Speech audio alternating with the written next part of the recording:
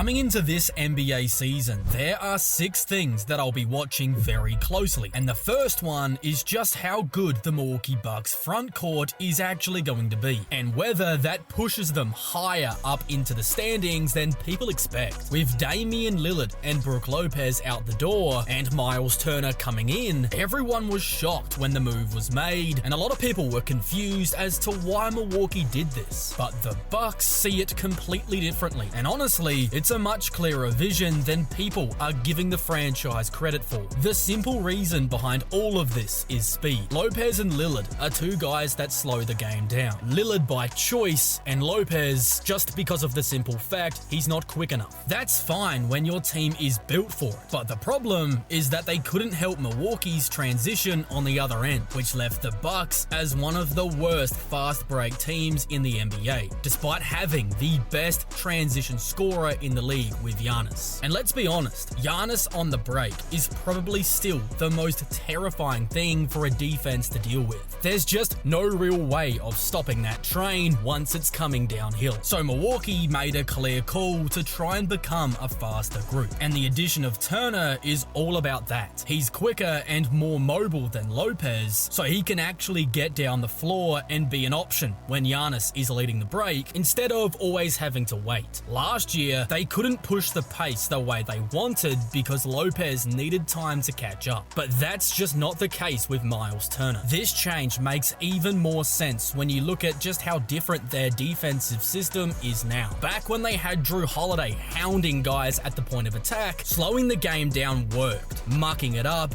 turning every possession into a grind, and all of this played right into their hands. But once Drew Holiday was gone, the defense took a step back with Lillard, and suddenly that same slow pace just did not fit the system anymore. The numbers absolutely back all of this up as well. Last season, the Bucks were in the 22nd percentile in transition points per 100 possessions, sitting at just 2.1, and their transition frequency was in the 25th percentile at just 14%. But the worst part was even when they did get out and run, they weren't able to convert, ranking in the 18th percentile with a transition offensive rating of 123.8. For a team with Giannis, that's a disaster. That's exactly why the change had to be made, and both Doc Rivers and GM John Horst have pretty much confirmed that they want Giannis to be the primary ball handler far more often. Let him operate as the point forward, and in turn, speed up their offensive system. It's kind of funny when you think about it, because it feels like Milwaukee took one look at Indiana and said, hey, that looks good, let's take your center and play your game. And the crazy part about all of this is how I actually think it's going to work. I believe the ceiling for this team is a lot higher than people are giving them credit for. That Giannis Turner front court in particular could easily be the best in the NBA. If it all clicks, I could see Milwaukee finishing as high as potentially the 3 seed, making themselves a real player in the postseason again. But more realistically, I'd probably have them around the 4 or 5 seed. But the important thing is that for the first time in years, they finally have a system that isn't flawed from day one. They'll actually have a style of play that gives them the chance to win and will actually be difficult to play against, something they haven't been for years. Now, the second thing I'll be watching really closely this season is whether or not Zion can stay healthy and actually lead the Pelicans into the postseason. Over the summer, we've seen 3 major storylines about 3 guys who got in much better shape over the offseason. Luka Doncic, Joel Embiid, and perhaps the most exciting of them all, Zion Williamson. Just 4 off seasons ago, he had ballooned past 300 pounds, which was just totally unacceptable. But now he looks locked in, focused on his health, and he's really been putting in the work to get back down to something close to his college weight. The photos coming out of the Pelicans media day had everybody buzzing, me included. And even Zion admitted to himself that he had to take a step back for a second and say, I don't know man, I just feel great. And it's little phrases like this that get me so hyped to watch him hoop this year. Because let's be real, that extra weight has always been part of the reason he's dealt with so many lower body injuries. His body just wasn't built to carry that much mass while also exploding off the floor the way he does. Now that he's slimmer, the odds are firmly in his favor to stay on the court. Last season was rough. He played only 30 games because of a nasty hamstring injury, but instead of sulking, he went all in this offseason. His training included everything from boxing to football drills, all designed to finally tackle his conditioning and durability issues. That's the kind of grind that shows he's taking this seriously. Now, the natural concern is that when players who are so power-based drop a ton of weight, maybe they lose their strength along with it. But when you watch the clips from his press conferences, you can see that he is still carrying a ton of muscle. He just looks lighter, leaner, and a lot more mobile. To me, that means he's going to be the best of both worlds this season. Still explosive, still powerful, but way less likely to break down. And the difference should show up immediately on the floor. Last season, yeah, he still had those crazy highlights at the rim, but they were fewer and more far between. He settled for a lot more short to mid-range jumpers because he just did not have the gas to attack downhill again. But now, with the shape he's in, I think we're going to see him attack the rim with the same kind of frequency we remember from his college years. And that's another reason why I can't wait to see this guy play. If he is really back in shape and can finally string together a fully healthy campaign, fingers crossed, then the Pelicans could be one of those sneaky fun teams that no one expects to make the postseason, and somehow they do. I believe they do have enough talent to make some noise, and with Zion leading the way, I honestly think there's a world where they can sneak into the playoffs if everything breaks their way. Now, the third thing I'll be watching really closely this season is just how good the Knicks look now that Mike Brown is putting his system in place. He's still in the early stages of implementing the vision for the team, but already in training camp, he's been talking about two big changes: using Brunson more off ball and getting Karl Anthony Towns to different spots on the floor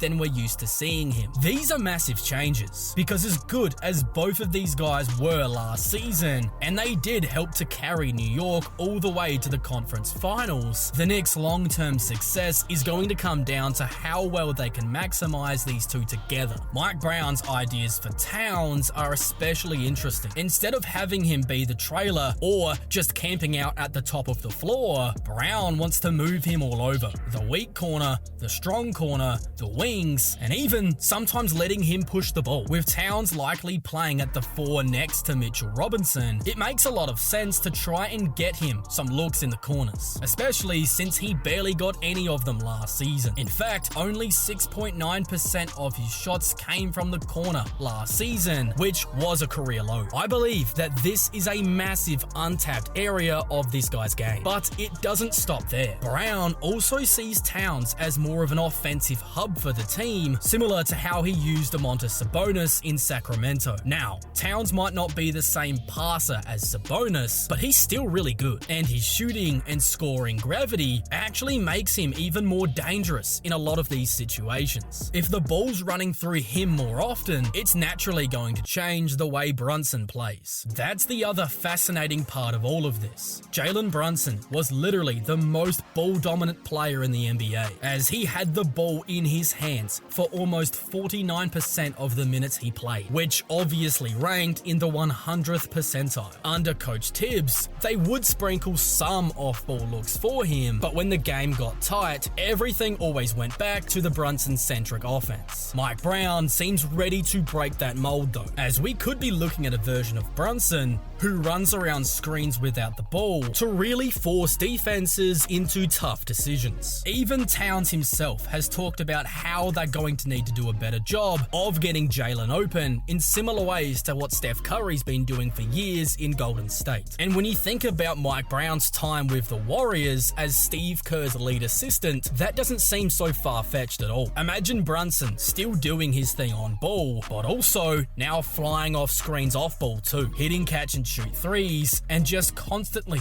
making defenders chase after him. That's an extra layer to the Knicks' offense that they did not have before. And if implemented correctly, it's going to make them so much more dangerous. Because let's be honest, last year's offense had its moments, especially late in games where Brunson was cooking, but it was also way too predictable at times. Opponents knew where the ball was going and could scheme against it. Mike Brown doesn't want that anymore. He wants more of a dynamic, shared approach that makes New York harder to scout and harder to stop. And if they get it right, I really believe that New York could win the Eastern Conference this season. The fourth thing I'll be watching very closely this season is Anthony Edwards, and whether or not his post-up game is actually as improved as he says it is. And more importantly, what that could mean for Minnesota's ceiling come playoff time. We've been hearing about Ant possibly adding this to his bag for years now, with most of the conversation kicking off after that 2022 playoff loss to Memphis. That was a series where a reliable post-up game would have been huge, because it would have allowed him to take Ja Morant down low, use his strength, and potentially exploited his lack of defense for easy looks. Because after all, the post-up game and the mid-range game in general is one of the more dependable ways to generate offense, especially in the playoffs. It also puts you in such a good spot to be able to read the floor as well. If a double comes, you can pick apart the defenses with passes, similar to what we see Nikola Jokic do for Denver all the time. But honestly, those talks kind of faded away until now. Last season, Edwards said he spent basically the whole summer living in the gym and working on his three-point jumper, and the results were ridiculous. He jumped from 35% from three in the 2024 season, almost up to 40% last season, finishing at 39.5 to be exact, which ranked him in the 82nd percentile league-wide. And it wasn't just the efficiency. The volume skyrocketed as well. He was getting up 14 threes per 75 possessions, good for the 97th percentile. In just one off season, he turned a weakness into one of the biggest strengths in the league, becoming one of the most high-volume, most effective three-point shooters in the game. So now that I hear he's been putting in the same kind of obsessive work into a post-up game, I can't help but think the results are going to be just as dramatic. If he actually pulls this off, suddenly you're looking at a true three-level scorer, a guy who can kill you at the rim, stretch your defense from deep, and now punish you in mismatches in the post. This is the kind of offensive leap that pushes someone from a star to a true superstar. And this isn't just talk either. He's been studying the right guys. Apparently, the film he's been diving into is on guys like Michael Jordan and Kobe Bryant, the two guys with the deepest post-up bags probably in league history. But the key here is efficiency. Last season, Anthony Edwards took plenty of these short mid-range jumpers, about 3.5 per 75 possessions, which was a pretty heavy dosage in the 76th percentile. But the problem was that he only converted about 42% of these shots, which put him in the 47th percentile league-wide. Basically, he was confident enough to take these shots, but he wasn't effective enough to make them a real weapon. That's exactly where this new post work could flip the switch, because it's felt like for a couple of years now that he's just been missing something offensively. We all know the defense is there for Minnesota with Rudy Gobert and Jaden McDaniels, but offensively, it's always felt like the Wolves were a piece short from really breaking through. And if Ant can finally unlock this side of his game, that piece might already be in-house. And honestly, it could change everything for Minnesota. The betting markets still don't seem to believe in the Wolves. They've got Minnesota as the 9th most likely team to win the title, even behind the Orlando Magic. To me, that screams underrated. And if Anthony Edwards can come back with a real post-up game to go along with everything else he can do, that could be the exact thing that pushes Minnesota over the hump when it really matters in the playoffs. Now, the fifth thing I'll be watching really closely this season is the situation brewing in Philadelphia, and specifically the dynamic between Joel Embiid and Tyrese Maxey. Who's the true number one on this team? And where exactly are the Sixers going to end up up at the season's close? On paper, it feels pretty obvious if both guys are healthy and available. The answer is Joel Embiid. He's the former MVP, he's the superstar, and at his peak,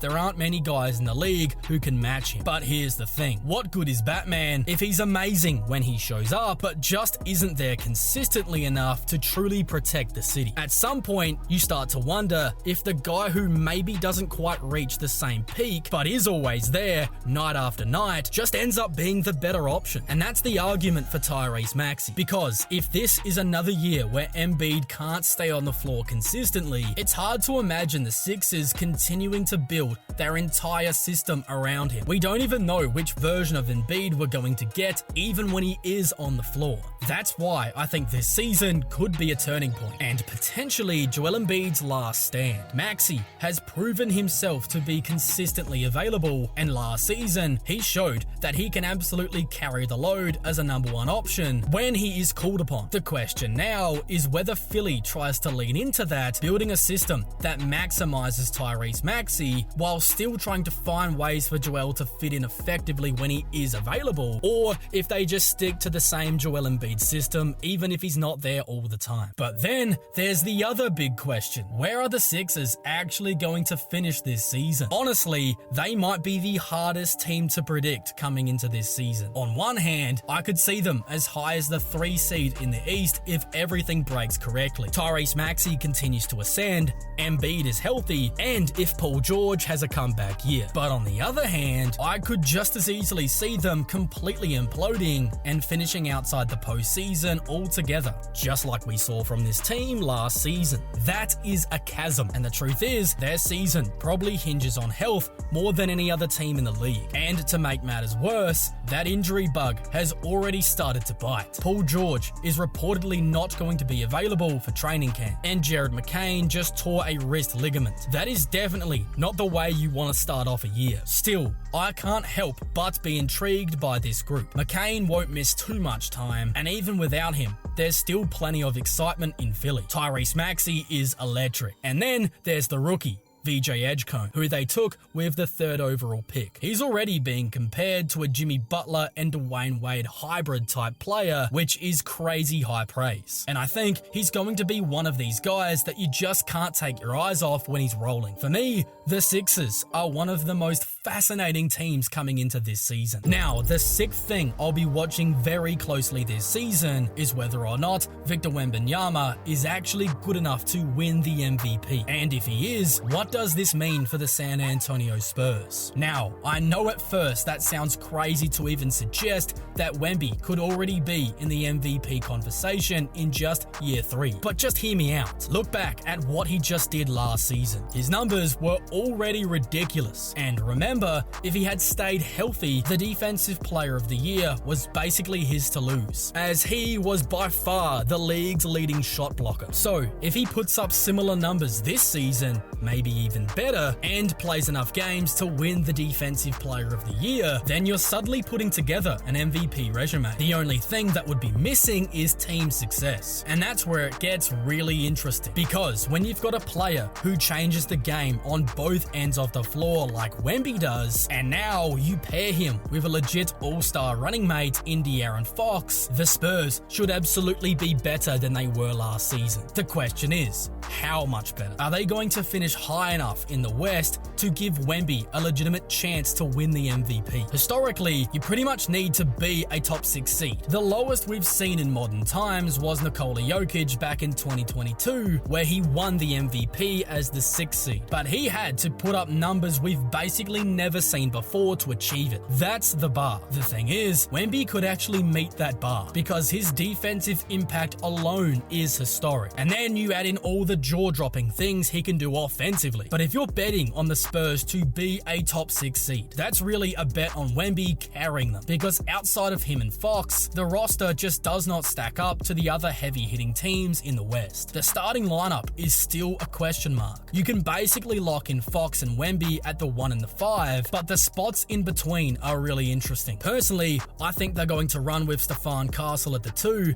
Devin Vassell at the 3, and Harrison Barnes at the 4. That feels like the most balanced lineup. But But what about Dylan Harper, their second overall pick? Can he sneak into the starting five? And if he does, that probably means Stefan Castle slides over to the 3. Vassell now has to come off the bench, and then Harper's at the 2. But then you start to question whether or not they're going to be big enough or strong enough defensively to hang with the bigger, more physical teams out in the West, potentially like the Mavericks and the Rockets. That is where the concerns start to come in. And really, that's why if Wemby was to win the MVP this year, it would have to be one of the most deserved MVPs we've ever seen, because it would mean that he dragged a team that should have been fighting for a play-in tournament spot into a guaranteed playoff lock, which would be remarkable. And I don't know why, but I just have this gut feeling that he might actually be capable of pulling this off. Now, the real X factor is the two-man game with he and Fox. If those two can figure it out, it could be absolutely groundbreaking. We've got to be cautious though, because not every superstar pairing that looks amazing on paper turns out to be magic on the court.